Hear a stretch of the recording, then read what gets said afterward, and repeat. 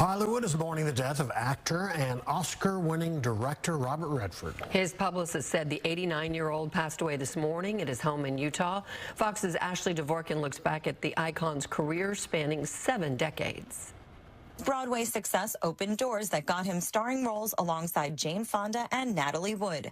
But his big break came in 1969 when he was cast opposite Paul Newman in Butch Cassidy and the Sundance Kid. Just one clear shot, that's all I want. Come on.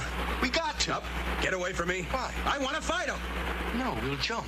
I can't swim! The film made Redford a star, earned 6 Academy Award nominations, and launched one of movies' most enduring on-screen teams. Well, that ought to do it.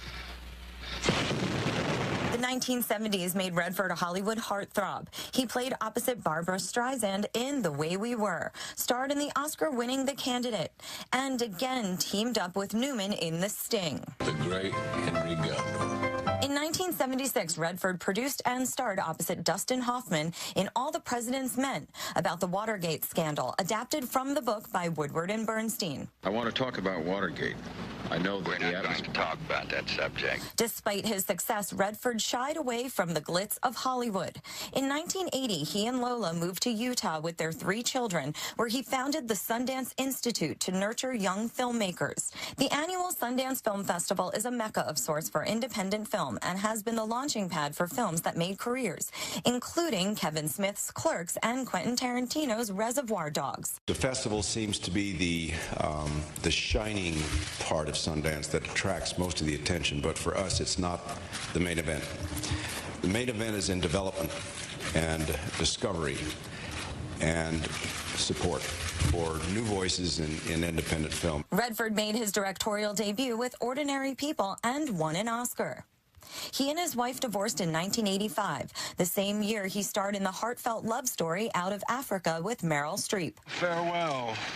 But this I tell to thee, thou wedding guest. Redford continued to balance acting and directing, and in 1992, he combined them in A River Runs Through It, which was nominated for 3 Oscars and 1 for cinematography.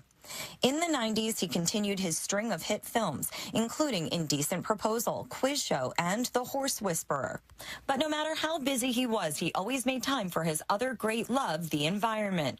Long before it was fashionable to be green, Redford campaigned to preserve national parks and wildlife refuges, such as Barton Springs in Texas. My time in Austin every summer was hugely instrumental in me shaping an early opinion about the value of nature and the relationship between human beings and nature. His film success continued into his 70s, with pictures like Charlotte's Web and Lions for Lambs. On screen, Redford, the actor and director, leaves behind an impressive and moving body of work. But the man friends knew simply as Bob has an even prouder legacy as the godfather of independent film and in his work to preserve the natural beauty he so loved.